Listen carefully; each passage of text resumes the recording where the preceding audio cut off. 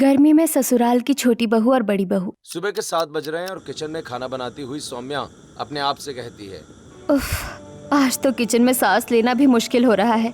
इतनी ज्यादा गर्मी है कि लग रहा है जैसे आग बरस रही हो। तभी रसोई के दरवाजे पर माला आती है और सौम्या से कहती है, सौम्या बेटा, नाश्ता और खाना तैयार हो गया कि नहीं? जल्दी से टेबल पर लगा दे, सबको भूख लग रही होगी। हाँ माँ जी, बस सब कुछ तैयार ही है। आप बस 5 मिनट रुकिए, मैं सब कुछ डाइनिंग टेबल पर लगा देती हूँ।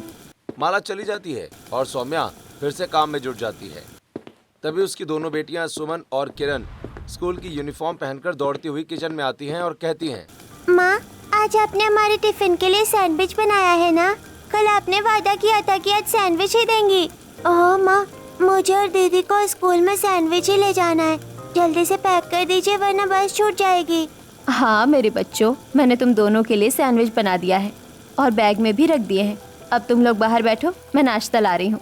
सुमन और किरण खुशी खुशी बाहर चली जाती हैं। थोड़ी देर के बाद सौम्या सभी के लिए नाश्ता लगा देती है। देवर जी, आपके लिए एकदम गरम गरम आलू के पराठे। थैंक यू सो मच भाभी, आप मेरी पसंद का कितना ख्याल रखती हो। और बेटा, मेरे लिए तुमने ओट्स बना दिए है ना? डॉक्टर ने मुझे हल्का नाश्ता करने को कहा है। हाँ पिताजी, आपके लिए मैंने बिना चीनी और बहुत सारी सब्जियों वाले ओट्स बनाए हैं। ये लीजिए आपका नाश्ता। सौम्या एक एक करके सबको खाना परोसना शुरू करती है। वो पहले महेंद्र को देती है, फिर राजेश को और फिर राकेश को और फिर अपनी सास और दोनों बेटियों को। सभी नाश्ता करने लगते हैं। नाश्ता करके राजेश कहता है, अरे सौम्या, मेरी काली वाली घड़ी नहीं मिल रही है, जरा ढूंढ दो। मुझे पता था राजेश कि आपको सामने रखी चीजें भी नहीं दिखेंगी। मैंने वो घड़ी पहले ही ढूंढकर ड्रेसिंग टेबल पर रख दी है। नाश्ता खत्म होने के बाद सबके सब अपने अपने काम पर चले जाते हैं। सौम्या ढेर सारे कपड़े धोती है, फिर उन्हें लेकर वो छत पर फैलाने के लिए जाती है। तभी बगल वाली छत पर रीना और मीना भी कपड़े फैलाते नजर आती हैं। सौम्या उन्हें हंस हंस कर काम करते देखकर कहती है, अरे रीना और मीना, क्या बात है भाई? आज तो तुम दोनों देवरानी जेठानी के बीच बहुत बातें हो रही है। अरे सौम्या दीदी, हम दोनों साथ में कपड़े धोते हैं, सुखाते हैं और हंसी मजाक करते हैं। इससे काम का बोझ नहीं लगता और समय कट जाता है। हाँ सौम्या, मेरी देवरानी मुझे इतना सपोर्ट करती है कि मुझे घर का काम कभी काम लगता ही नहीं है। ये तो बहुत अच्छी बात है। तुम दोनों का तालमेल देखकर बहुत खुशी होती है। पर तुम आजकल बाहर बिल्कुल नहीं दिखती, क्या बात है? बहुत ज्यादा व्यस्त रहने लगी हो। क्या बताऊं रीना, घर का इतना सारा काम होता है कि मुझे बाहर कदम रखने का भी मौका नहीं मिलता। थोड़ी देर के बाद सौम्या कपड़े सुखाकर नीचे आती है और अपने कमरे में जाकर आराम करती है। शाम को वो सब्जी लेने बाजार जाती है। वहाँ फिर से उसे रीना और मीना मिल जाती हैं। रीना और मीना सौम्या से बातें करने लगते हैं। अरे सौम्या, आप भी सब्जी लेने आई है? हम दोनों मशरूम ढूंढ रहे थे पर आज कहीं मिल ही नहीं रहा। दरअसल मेरी जेठानी जी को आज मशरूम खाने का मन था, इसलिए हम दोनों बाजार के चक्कर काट रहे हैं। मेरी देवरानी मेरा बहुत ख्याल रखती है और मैं भी कभी इसे अकेले काम नहीं करने देती। आप भी तो सारे दिन अकेले काम में लगी रहती हो। मेरी मानो तो आप भी जल्दी से एक देवरानी ले आइए, आपको भी आराम मिलेगा। हाँ, मैं भी यही सोच रही हूँ। अकेले काम करते करते अब थकान होने लगी है। काश कोई मदद करने वाला आ जाए तो मेरे भी हाथ बढ़ जाए कामों में। तभी सौम्या का फोन बजता है। उसकी सास का फोन है। वो तुरंत फोन उठाती है। तब माला कहती है, सौम्या कहाँ है? तू जल्दी घर आ, बहुत जरूरी काम है। पंडित जी घर आए हुए हैं। जी माँ जी। सौम्या जल्दी से घर पहुँचती है। हॉल में पंडित जी सोफे पर बैठे हैं और उनके सामने कई सारी फोटोज फैली हुई हैं। माला सौम्या से कहती है, देख बहू, पंडित जी ये फोटो लाए हैं। ये लड़की हमारे राकेश के लिए बहुत अच्छी रहेगी। इसका नाम सेजल है। लड़की तो बहुत सुंदर है माँ जी। लड़की पढ़ी लिखी और संस्कारी लग रही है। पंडित जी, परिवार कैसा है इनका? भाई, परिवार बहुत अच्छा है बेटी। लड़की इकलौती है और बहुत लाड प्यार में पली है। कल का दिन शुभ है, आप लोग जाकर देख आइए। अगले दिन पूरा परिवार सेजल को देखने उसके घर जाता है। सेजल एक सुंदर नीले रंग का सूट पहनकर हाथ में चाय की ट्रे लेकर आती है। उसे देखकर माला कहती है, सेजल बेटा, अपने बारे में कुछ बताओ। तुम्हें घर के काम और खाना बनाना तो पसंद है ना? जी आंटी, मैं पढ़ाई कर रही थी तो मुझे बहुत ज्यादा खाना बनाना तो नहीं आता, लेकिन मैं सब सीख लूंगी। बहुत अच्छी बात है बेटा, हमें तुम्हारी सादगी बहुत पसंद आई। राकेश, तुम्हें कुछ पूछना है? अरे नहीं पिताजी, मुझे रिश्ता मंजूर है। सेजल बहुत प्यारी है। इस तरह राकेश और सेजल का रिश्ता पक्का हो जाता है और 2 महीने के अंदर शादी की तारीख निकल आती है। इधर सेजल के घर में उसकी माँ रसोई में खाना बना रही हैं, तभी सेजल वहाँ आती है और कहती है, माँ खाना बनाया नहीं, मुझे बहुत भूख लग रही है, जल्दी करो। अरे बेटा बना तो रही हूँ, वैसे भी किचन में इतनी गर्मी है कि यहाँ खड़े रहना मुश्किल हो रहा है। सेजल मैं कह रही थी तू मेरी थोड़ी मदद करवा ले तो खाना जल्दी बन जाएगा। नहीं माँ, मुझसे नहीं होगा इस गर्मी में रसोई में काम, आप ही बना लो, तब तक मैं अपने कमरे में वेट करती हूँ। बेटा अब तो तेरी शादी भी नजदीक है, अगर अब भी रसोई का काम करना नहीं सीखोगी तो ससुराल में क्या करेगी। माँ आपको तो पता है ना कि मुझे एसी में रहना पसंद है, मैं इस तपती गर्मी में किचन में काम बिल्कुल नहीं कर सकती। अरे बेटा हर औरत को शादी के बाद किचन संभालना पड़ता है। माँ मैं वहाँ सब देख लूंगी, अभी तो आप बना रही हो ना, प्लीज मुझे जाने दो, मुझे अपना सीरियल देखना है। ऐसा कहकर सेजल वहाँ से चली जाती है। सेजल की माँ अपना सिर पकड़ लेती है। समय तेजी से बीतता है और शादी का दिन आ जाता है। बहुत धूमधाम से शादी होती है और सेजल दुल्हन बनकर सौम्या के घर आती है। गृह प्रवेश के बाद सेजल अपने कमरे में जाती है। वो गर्मी से परेशान है, जल्दी से वॉशरूम में जाकर चेंज करके आती है और पलंग पर बैठी है। तब राकेश उसे पानी देते हुए कहता है, सेजल थक गई होगी ना, ये लो पानी पियो, अब ये तुम्हारा ही घर है। राकेश मुझे तो गर्मी बिल्कुल बर्दाश्त नहीं है, शुक्र है इस कमरे में एसी लगा हुआ है, वरना मेरा दम घुट जाता। बातें करने के बाद दोनों सो जाते हैं।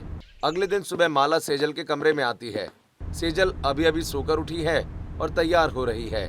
माला सेजल से कहती है, सेजल बेटा आज तेरी पहली रसोई है, तुझे सबके लिए अच्छा खाना बनाना है। मुझे और तेरे ससुर जी को सूजी का हलवा पसंद है और राकेश को छोले भटूरे और सुमन किरण को आज खीर खानी है। बाकी तू अपनी पसंद की कुछ चीजें भी बना लेना। जी माँ जी। बाप रे इतनी सारी फरमाइशें, मैं इतनी गर्मी में ये सब कैसे बनाऊंगी। माँ ने सही कहा था कि किचन की आदत डाल लूं। तभी सौम्या कमरे के बाहर खड़ी सेजल का चेहरा देखती है। वो मुस्कुराते हुए अंदर आती है और कहती है, क्या सोच रही हो सेजल, यही ना कि अकेले इतना सब कुछ कैसे बनाओगी। कोई बात नहीं, घबराओ मत, मैं हूँ ना, चलो हम दोनों मिलकर किचन में कमाल करेंगे। थैंक गॉड जेठानी जी, आपने मेरा दिल जीत लिया। मुझे तो लग रहा था कि आज मेरा बुरा हाल होने वाला है। सेजल बेटा तेरी जेठानी बहुत अच्छी है, उसे सबका ख्याल रहता है। तेरी पहली रसोई की तैयारी उसने सुबह उठकर ही कर ली है। ये सुनकर सेजल खुश हो जाती है। दोनों किचन में जाती हैं। सौम्या सेजल को सब्जी काटने के लिए कहती है, लेकिन सेजल को चाकू पकड़ना भी ठीक से नहीं आता। ये देखकर सौम्या सिखाते हुए कहती है, सेजल क्या तुमने घर पर कभी सब्जी नहीं काटी? ये देखो हाथ बचाकर ऐसे काटते हैं।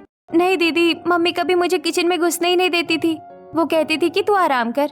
कोई बात नहीं, मैं तुम्हें सब सिखा दूंगी, धीरे धीरे तुम भी एक्सपर्ट बन जाओगी। मैं भटूरे तलती हूँ, तुम हलवा चलाओ। सौम्या ने सारा भारी काम खुद किया है और सेजल से सिर्फ छोटी मोटी मदद ली है। फिर दोनों ने मिलकर डाइनिंग टेबल पर खाना लगाया। सभी लोगों ने खाना खाया।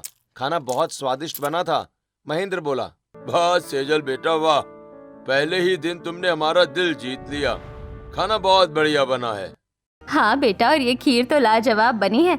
चाची मुझे थोड़ा और पनीर दो ना, आपने बहुत अच्छा बनाया है, मेरी मम्मी भी बिल्कुल ऐसा ही बनाती है।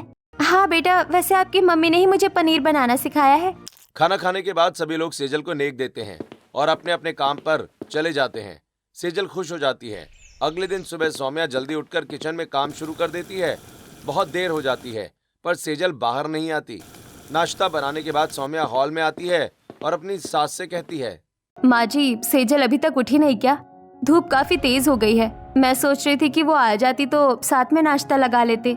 अभी तक तो नहीं आई, तो जाओ उसे जगा दे, शायद नई जगह है इसलिए नींद नहीं खुली होगी। सौम्या सेजल के कमरे में जाती है और उसे जगाती है। सेजल आलस से उठकर बैठती है और कहती है, अरे दीदी आज मेरी नींद ही नहीं खुली, मुझे तो पता ही नहीं चला कि सुबह कब हो गई। कोई बात नहीं सेजल, तुम तैयार होकर जल्दी आ जाओ, खाना लगभग बन गया है, बस अब टेबल पर लगाना है। ऐसा कहकर सौम्या चली जाती है। सेजल धीरे धीरे तैयार होकर आती है और सौम्या के साथ डाइनिंग टेबल पर खाना लगवाती है। सभी बैठकर खाना खाते हैं और अपने अपने काम में लग जाते हैं। ऐसे ही दिन बीत रहे होते हैं। सौम्या सेजल के आने के बाद भी घर की सारी जिम्मेदारियां निभा रही थी, साथ ही वो सेजल को काम करना भी सिखा रही थी। एक दिन सौम्या किचन में खाना बनाते हुए सेजल से कहती है, सेजल आज सब्जी तुम बना लो, तब तक मैं बाकी का काम कर लेती हूँ। ठीक है दीदी। अब सेजल सब्जी बनाती है। फिर दोनों बहुएं मिलकर सभी को खाना लगाती हैं। खाना खाकर महेंद्र कहता है, सौम्या बेटा आज सब्जी में नमक थोड़ा कम है क्या? नहीं पिताजी, आज सब्जी सेजल ने बनाई है, शायद उसे अंदाजा नहीं रहा होगा, मैं अभी ठीक कर देती हूँ। सेजल बेटा कोई बात नहीं, कल से तू ध्यान रखना, सौम्या तुझे सब बता देगी। समय बीतने लगता है। सौम्या घर का सारा काम खुद करती है और सेजल सिर्फ नाम के लिए किचन में आती है। एक दिन माला सेजल से कहती है, सेजल बेटा, आज तुम पूरा खाना बनाकर खिलाओ, सौम्या को थोड़ा आराम करने दो। फिर से वही मुसीबत, अब मैं क्या बहाना बनाऊं? दीदी तो बैठी रहेगी और मैं किचन में जलती रहूंगी। सेजल को परेशान देखकर सौम्या कहती है, चिंता मत करो सेजल, मैं तुम्हारे पास ही खड़ी रहूंगी और तुम्हें बताती रहूंगी। चलो आज पूड़ियाँ बनाते हैं। दोनों किचन में जाती हैं। सौम्या उसे तेल गरम करना, पूड़ियाँ बेलना और दाल में तड़का लगाना सिखाती है और मन ही मन सोचती है, अच्छा है सेजल काम सीख जाएगी तो मुझे भी कल से थोड़ा आराम मिलेगा। लेकिन तभी सेजल मन ही मन सोचती है, हे भगवान, इतनी गर्मी में काम करना तो किसी बहुत बड़ी सजा जैसा है। मुझे कुछ भी करके कुछ ऐसा करना होगा कि मेरी जेठानी काम करे और मुझे काम ना करना पड़े। धीरे धीरे समय बीतता है, लेकिन सेजल के आने से सौम्या का काम कम नहीं होता। एक दिन सौम्या सुबह उठकर बागीचे की सफाई कर रही थी और उसके बाद उसने पूरे घर का झाड़ू पोछा भी किया। तभी गर्मी की वजह से अचानक उसके सिर में तेज दर्द होने लगा। पसीने से भीगी हुई सौम्या हॉल में सोफे पर आकर बैठ गई। उसके सास ससुर पहले से ही हॉल में मौजूद थे। माला सौम्या को देखकर कहती है, सौम्या क्या हुआ बेटा, तेरा चेहरा इतना लाल क्यों पड़ गया है? कुछ नहीं माँ जी, बस थोड़ा चक्कर जैसा आ रहा है। धूप में बगीचा साफ किया ना, शायद उसी की वजह से सिर में बहुत तेज दर्द हो रहा है। अरे बेटा, तू तो पसीने से लथपथ है। चल तू जाकर अभी पंखे के नीचे लेट जा, तू वैसे इतना काम करती है, आज आराम कर, किचन आज सेजल संभाल लेगी।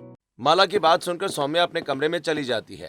तभी सेजल उठकर बाहर हॉल में आती है तो माला उसे कहती है, सेजल देख, सौम्या की तबीयत ठीक नहीं है, उसे बहुत तेज सिर दर्द है। आज का सारा खाना तुझे ही बनाना होगा। क्या सारा खाना मुझे अकेले बनाना पड़ेगा? माँ जी किचन में तो बहुत गर्मी है, मैं कैसे कर पाऊंगी? सेजल, सौम्या रोज इसी गर्मी में काम करती है, आज उसकी तबीयत खराब है तो क्या घर के लोग भूखे रहेंगे? जाओ जाकर खाना बना। सेजल पैर पटकते हुए किचन में जाती है। रसोई का तापमान देखते ही उसकी हालत खराब होने लगती है। वो मन ही मन अपनी जेठानी को कोसने लगती है। हे भगवान, ये दाल सब्जी रोटी सब कुछ मुझे अकेले बनाना पड़ेगा। ये दीदी भी आज ही बीमार पड़ी है। अब समझ आया मम्मी क्यों कहती थी कि काम सीख ले।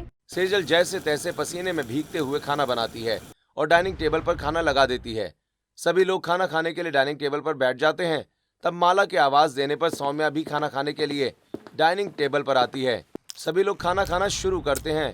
खाना खाकर महेंद्र कहता है, अरे वाह सेजल बेटा, तुमने तो बहुत अच्छा खाना बनाया है। सौम्या ने तुम्हें वाकई में अच्छा सिखा दिया है। हाँ, सेजल ने साबित कर दिया कि वो भी घर संभाल सकती है। बेटा सेजल, अब से तुम रोज खाना बना लिया करो और सौम्या ऊपर के भारी काम कर लेगी, इससे दोनों का बोझ कम होगा। वैसे सौम्या, तुमने सेजल को काफी अच्छी ट्रेनिंग दी है, खाना अच्छा बना है। हाँ सेजल, भैया सही कह रहे हैं, भाभी ने तुम्हें सब कुछ सिखा दिया। आज तो तुम मेरे टिफिन में 2 रोटियां ज्यादा ही रखना। चाची, हम दोनों के लिए भी आप रोज टिफिन में अच्छा अच्छा खाना बनाना। क्या रोज खाना बनाना? नहीं नहीं, ये तो मेरे लिए सजा जैसा है। मुझे कुछ तो ऐसा करना पड़ेगा कि सब कहे कि सेजल से काम नहीं होगा।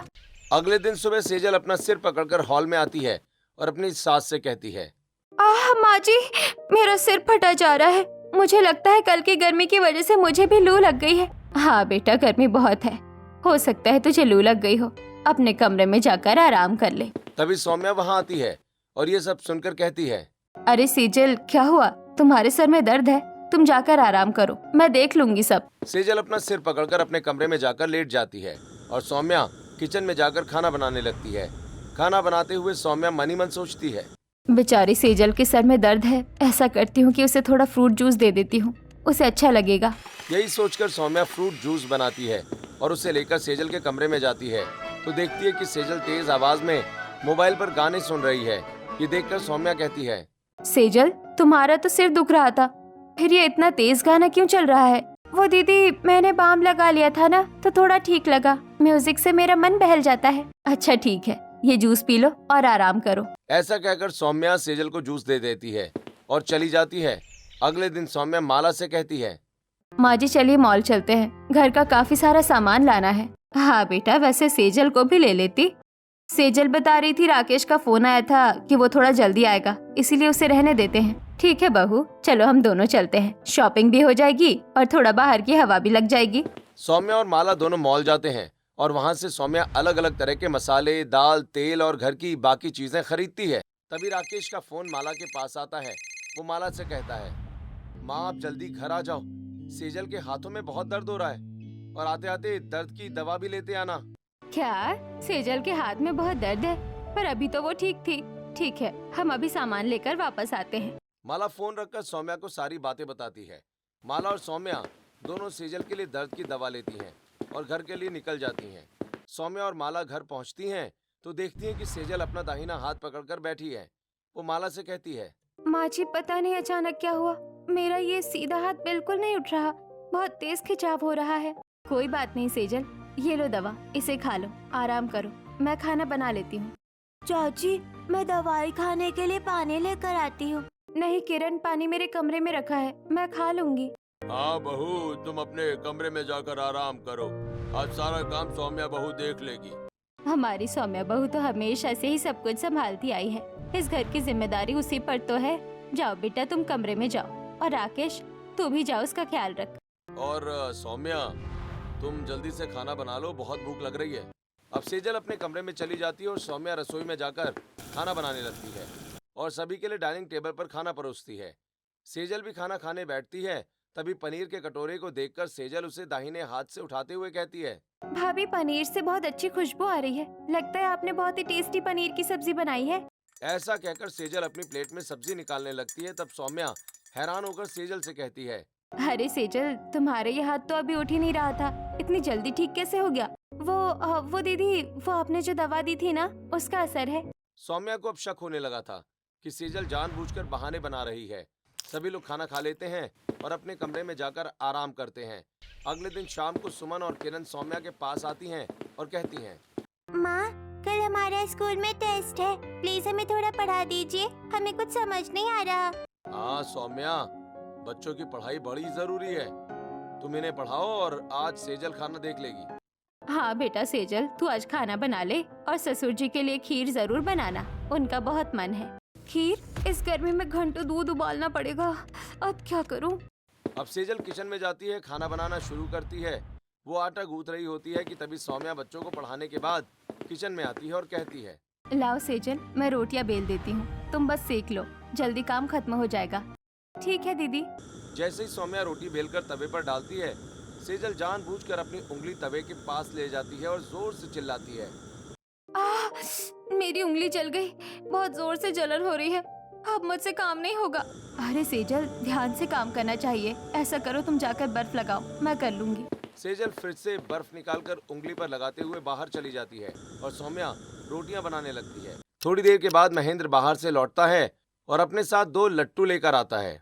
वो किरण और सुमन को लट्टू देते हुए कहता है, सुमन, किरण, देखो दादाजी तुम्हारे लिए क्या लाए हैं, चलो आओ लट्टू नचाते हैं। बच्चे लट्टू नचाने लगते हैं। तभी सेजल अपने कमरे से बाहर आती है और दोनों को लट्टू नचाता देखकर कहती है, अरे वाह लड्डू, देखो मैं इस लड्डू को अपनी उंगली पर नचा सकती हूँ। क्या चाची आप सच कह रही है? आप लड्डू को उंगली पर नचा सकती है? चाची हमें नचा कर दिखाओ ना, एक उंगली पर लड्डू। सेजल उसी उंगली पर लट्टू नचाने लगती है जिसे उसने अभी अभी जला हुआ बताया था। तभी सौम्या वहां आ जाती है और सेजल को उंगली पर लट्टू नचाता देख कहती है, अरे सेजल, अभी तो तुम्हारी ये उंगली जली थी और अब तुम इस पर लड्डू नचा रही हो।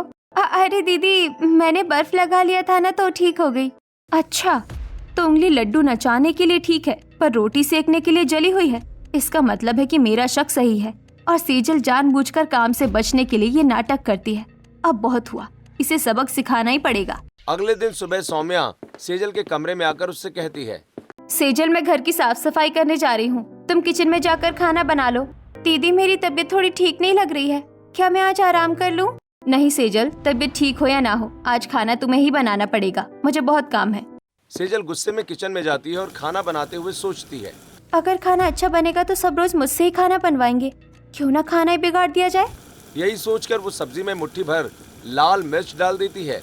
जब सब खाना खाने बैठते हैं तो महेंद्र का चेहरा सब्जी खाकर लाल हो जाता है। वो कहता है, ओफो सेजल, ये क्या बनाया है? सब्जी में इतनी मिर्च? सॉरी पापा जी, मुझे अंदाजा नहीं रहा। कोई बात नहीं पिताजी, मैं अभी इसमें मलाई और दही का तड़का लगा देती हूँ, मिर्च कम हो जाएगी। सौम्या सब्जी को रसोई में ले जाती है, उसमें मलाई डालती है और दही का तड़का लगा देती है, फिर वापस ले आती है और सभी लोग खाना खा लेते हैं। अगले दिन सेजल ने कपड़े धोते समय जानबूझकर सफेद कपड़ों पर रंगीन कपड़े डाल दिए और उन पर दाग छोड़ दिए। फिर तब राकेश ने पहनने के लिए शर्ट निकाली तो कपड़ों पर लगे कलर को देखकर गुस्सा होते हुए बोला, सेजल, ये मेरी ऑफिस की शर्ट का क्या हाल कर दिया, इस पर नीले दाग लग गए हैं। क्या करूं राकेश, मुझे कपड़े धोना नहीं आता। आवाज सुनकर सौम्या कमरे में आती है और राकेश से कहती है, कोई बात नहीं राकेश, तुम मुझे दे दो, मैं इसे फिर से साफ कर दूंगी। ऐसा कहकर सौम्या शर्ट को बाथरूम में ले जाकर उसे फिर से धोकर फैला देती है। अगले दिन सुबह माला सेजल को अपनी साड़ी देते हुए कहती है, सेजल बेटा, जरा मेरी साड़ी प्रेस कर दो, मुझे कहीं जाना है। ऐसा कहकर माला वहां से चली जाती है। सेजल साड़ी को प्रेस करते हुए जानबूझकर जला देती है और फिर हॉल में अपनी सास के पास आकर साड़ी देते हुए कहती है, माफ कीजिएगा माँ जी, लेकिन मुझे प्रेस करना अच्छी तरह नहीं आता, इसलिए साड़ी जल गई। हे भगवान, इस लड़की से कोई भी काम अच्छे से नहीं होता। आज के बाद तू ही घर के काम किया कर, इससे तो कुछ ठीक तरह नहीं होता, खाना भी बिगाड़ देती है और बाकी काम भी। सौम्या सब समझ रही थी कि सेजल जानबूझकर काम बिगाड़ रही है ताकि सारा बोझ वापस सौम्या पर आ जाए। तभी पड़ोसन रीना और मीना घर आती हैं। रीना सौम्या से कहती है, सौम्या, हम सब बहुओं ने मिलकर अपने लिए किटी पार्टी रखी है, तुम भी चलो हमारे साथ। नहीं रीना, घर का बहुत काम है, मुझे रुकना पड़ेगा, तुम लोग जाओ। दीदी आप घर देखिए, मैं चली जाती हूँ, वैसे भी मैं घर में बोर हो रही हूँ। सेजल तैयार होकर पार्टी में चली जाती है और सौम्या घर का सारा काम अकेले करती है। सौम्या को बहुत बुरा लगता है कि उसकी देवरानी इतनी स्वार्थी है। वो मन ही मन सोचती है, अब पानी सिर से ऊपर जा रहा है। सेजल को ये एहसास कराना जरूरी है कि परिवार एक टीम की तरह होता है, बोझ नहीं। शाम को राजेश और राकेश ऑफिस से वापस आ जाते हैं। राकेश सभी लोगों से कहता है, माँ, एक बहुत बड़ी खुशखबरी है। मेरे बॉस जो बहुत बड़े खाने के शौकीन हैं, वो प्रमोशन की बात कर रहे हैं। मैंने उन्हें कल दोपहर के खाने पर बुलाया है। अगर उन्हें खाना पसंद आया तो मेरा प्रमोशन पक्का, समझिए। ये तो बहुत अच्छी खबर है, उनके स्वागत में कमी नहीं रहनी चाहिए। उनके साथ हमारे ऑफिस का बाकी स्टाफ भी आएगा, लगभग 15 लोग हो जाएंगे। सेजल, तुम सबके लिए खाना बना लोगी ना? 15 लोगों का खाना और मैं? हाँ, क्यों नहीं। सेजल बहुत अच्छा खाना बनाती है, मैं मदद करूंगी ना, हम दोनों मिलकर सब संभाल लेंगे। हाँ दीदी, अगर आप साथ हो तो मैं बना लूंगी, वरना 15 लोगों का खाना मेरे बस का नहीं है। सौम्या मनी मन मुस्कुराती है और अपने आप से कहती है, कल तुम्हें समझ में आएगा सेजल कि अकेले काम करना क्या होता है। अगले दिन सौम्या अपना पेट पकड़कर हॉल में आ जाती है और अपनी सास से कहती है, आहो, उफ, माँ जी, मेरा पेट बहुत दुख रहा है, मुझे बहुत तेज चक्कर आ रहे हैं और ऐसा लग रहा है जैसे अभी उल्टी हो जाएगी। अरे सौम्या, तुझे अचानक क्या हो गया?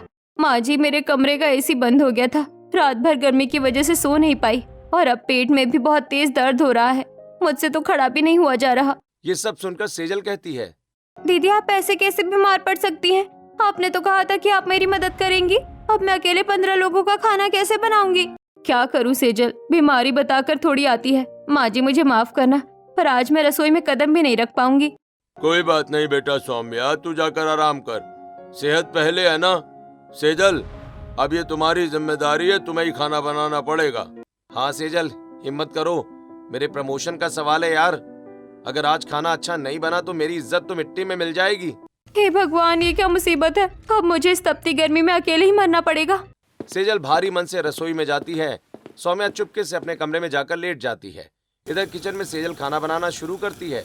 तभी सुमन और किरण वहाँ आती हैं और कहती हैं, चाची, माँ ने कहा है कि मेहमानों के आने से पहले आप हमारे लिए गर्मा गर्म वेजिटेबल सूप बना दे, हमें बहुत भूख लगी है। बेटा, अभी मुझे इतना सारा खाना बनाना है, सूप बाद में बना दूंगी ना। नहीं चाची, माँ ने कहा था कि आप बहुत अच्छा सूप बनाती हैं, प्लीज बना दीजिए। सेजल चिढ़ते हुए उन दोनों को सूप बनाकर दे देती है। दोनों सूप लेकर वहाँ से चली जाती हैं।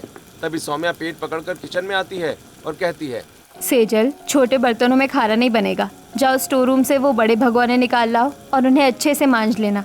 क्या, वो भारी बर्तन? दीदी मेरी कमर टूट जाएगी। अरे तुम तो जवान हो सेजल, थोड़ी मेहनत करोगी तो हाथ पैर खुल जाएंगे। चलो जल्दी करो, समय कम है और काम ज्यादा, मेरे पेट में दर्द है, वरना मैं भी कुछ काम कर लेती। ऐसा कहकर सौम्या वापस अपने कमरे में चली जाती है और सेजल स्टोर रूम से बड़े बर्तन घसीटते हुए लाती है और उन्हें साफ करती है। उसका बुरा हाल हो चुका है।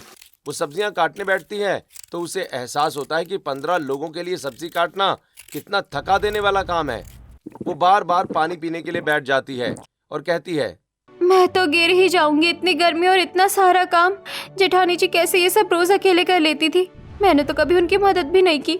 तभी किचन में माला आती है और कहती है, सेजल जल्दी हाथ चलाओ बेटा, मेहमान आने ही वाले होंगे। ये क्या, अभी तक सिर्फ सब्जियां ही कटी है? माँ जी मैं पूरी कोशिश कर रही हूँ पर बहुत गर्मी लग रही है। माला सेजल को समझाकर वहां से चली जाती है और सेजल फिर से काम में लग जाती है। थोड़ी देर बाद राकेश किचन में आता है और कहता है, सेजल क्या हुआ, खाना तैयार है? बॉस का फोन आया था, वो बस पहुंचने ही वाले हैं। मेरी इज्जत का सवाल है यार, प्लीज कुछ गड़बड़ मत करना। हाँ मैं बस कर ही रही हूँ। राकेश किचन से चला जाता है। सेजल डर के मारे जल्दी जल्दी हाथ चलाने लगती है। तभी सौम्या रसोई के चक्कर काटते हुए आती है। तब सेजल कहती है, दीदी आप आ गई, शुक्र है, मेरी थोड़ी मदद करा दीजिए। नहीं नहीं सेजल, मैं तो बस यहाँ अचार लेने आई थी, मुझे कुछ खट्टा खाने का मन कर रहा है। तुम करो करो, बहुत अच्छा कर रही हो। सौम्या अचार लेकर मुस्कुराते हुए चली जाती है। सेजल फिर से काम में लग जाती है। वो जल्दी जल्दी बड़े बड़े बर्तनों में सब्जी, दाल, चावल, खीर और हलवा बनाती है। अब वो सब्जी का भारी भगोना चूल्हे से नीचे उतारने की कोशिश करती है, तभी उसका हाथ फिसल जाता है और पूरी सब्जी फर्श पर बिखर जाती है। सेजल ये देखकर वहीं बैठकर जोर जोर से रोने लगती है। हाय मेरी किस्मत ही खराब है, अब मैं क्या करूँगी, सब खत्म हो गया। रोने की आवाज सुनकर पूरा परिवार रसोई में इकट्ठा हो जाता है। सौम्या भी दौड़ कर आती है। क्या हुआ सेजल, तुम रो क्यों रही हो?